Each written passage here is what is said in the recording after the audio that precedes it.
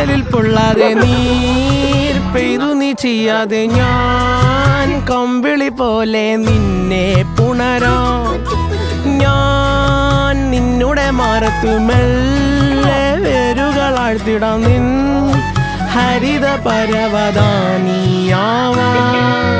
കാലം കൂട്ടുനിന്നില്ലെങ്കിലും എന്നെ പറിച്ചെറിഞ്ഞാലും വീണ്ടും പടർന്നു കേറിടും ഞാൻ. കാലം കൂട്ടുനിന്നില്ലെങ്കിലും എന്നെ പറിച്ചെറിഞ്ഞാലും വീണ്ടും പടർന്നു കേറിടും ഞാൻ.